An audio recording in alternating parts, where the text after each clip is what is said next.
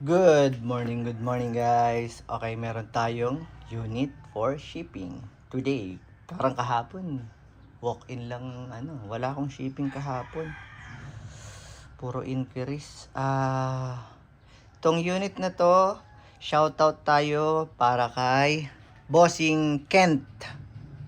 Kent Cyril Fang. Ganun yung apelyido niya, oh. Fang. F-A-N-G. Kent Cyril Fang ng Nueva Eira, Ilocos Norte. Nueva Eira? May ganun pala? Parang may ganun pala. Tama kaya to? Papacheck ko na lang sa kanya. Nueva Eira, Ilocos Norte. So yung kinuhang unit sa atin ni Bossing is double bell. So pag double bell, naka hard case o yung mga dyan, tanong ng pit viper. O ngayon nadami akong pit viper, ayan. Ngayon kayo orderan kayo ng orderan. Nung wala, ngayon ayaw nyo magsipag PM. Nakalimutan ko na kasi kung sino yung mga nagme-message eh. Ay, natatabunan kasi kayo. Excuse me. Ay, excuse me na naman. So, bukas mo Bossing, meron siyang kasamang extra nozzle. Ito yung dito nag-iipon ng hangin yung Ito yung sumasalok dun sa magazine ito. Sasalukin niya ito yung magazine, kunyari, ganyan siya. Ito, kunyari ganito yung magazine, nandito yung bala. Meron ditong parang biyak yung maglip nun eh. Pag kinasa mo, kaya ganun siya. Sinasalok niyang ganun. Tapos ito rin ang pinaglalabasan ng hangin.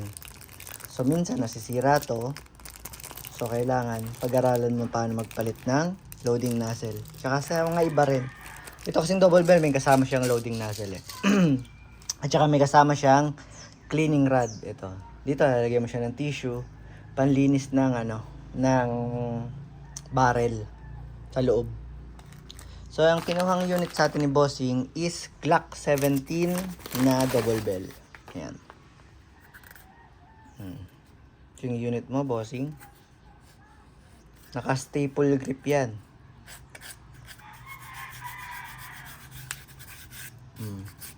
Para siyang liha. Hindi naman siya matalim pero magaspang siya. Tapos may finger groove dito, may Glock markings dito rin. Glock 17 yan. Tapos ito rin.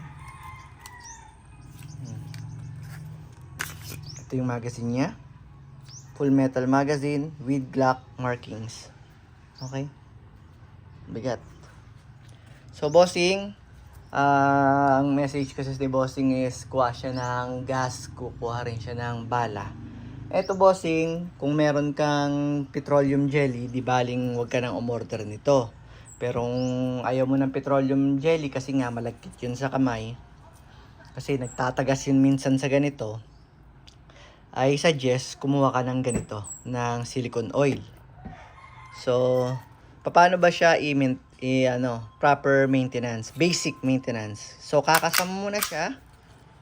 Tapos itong dalawang latch na to, hila pababa, pa ganun. Yan. Sabay. Tapos makakalas mo na to. Okay? So, ayan, medyo tuyo siya. Pero hindi naman masyado siyang tuyo. So, lalagyan mo ng silicone oil. Itong mga railings dito. Yan. Tapos dito. Yan. Dito. Dito. Isa dito. Tapos dito.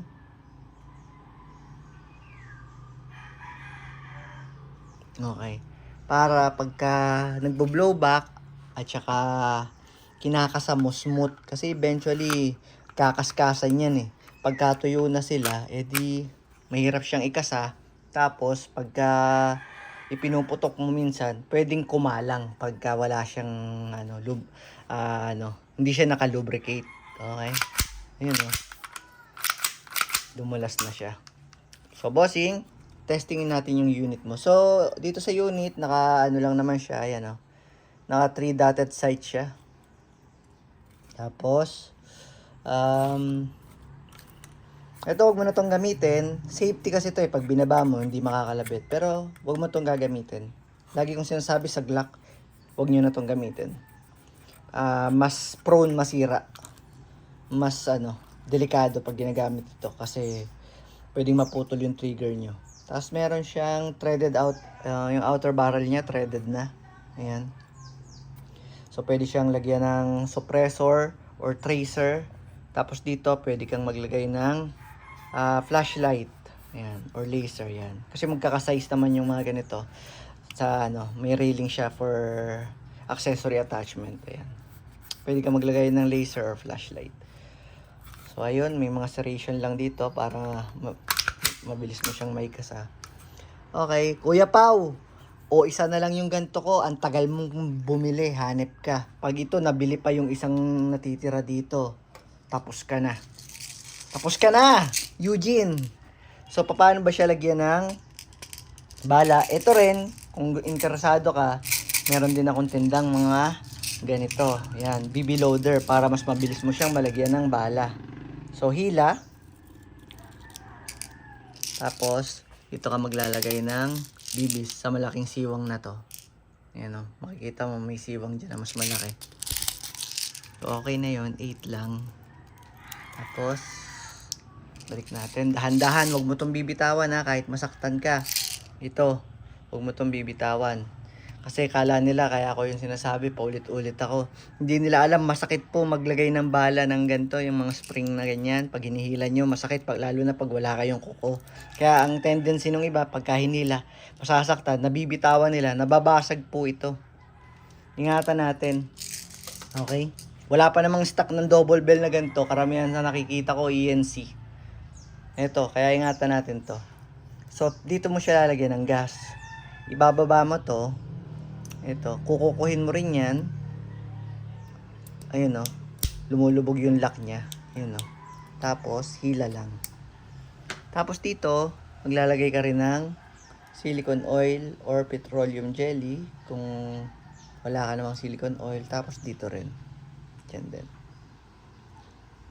Tigisa lang. Tapos lagyan natin siya ng gas. So, yung paglalagay ng gas, dito ang hawak, bossing. Tapos, firm ang hawak, tapos dito mahawakan yung gas. Nasa baba dapat ang magazine, okay? Tapos, ibababa lang natin siya, yung gas.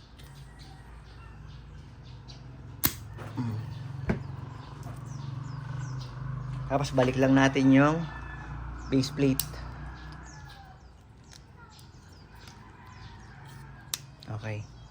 Pag nag-lock na siya, so hindi na siya matatanggal, test natin yung unit mo, bossing.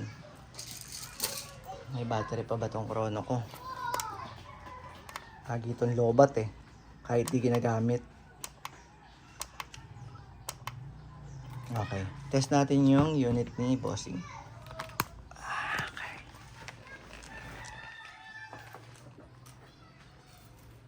So, dapat bossing malakas ang insert ng magazine, okay? Huwag mo siyang i-baby.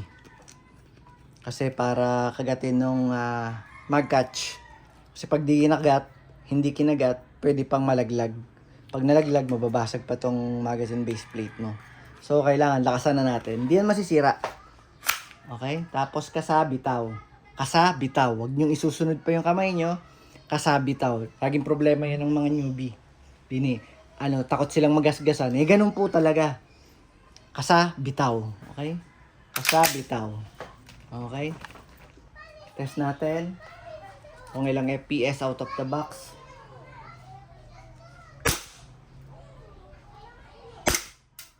Okay, 330. 226. Isa pa. 324. Okay? Busin natin yung magazine.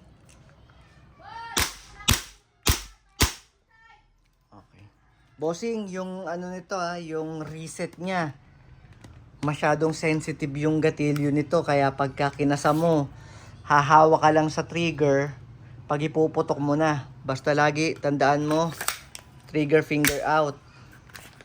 Kunyari, kinasa mo na siya. Nandito lang lagi ang, ang kamay.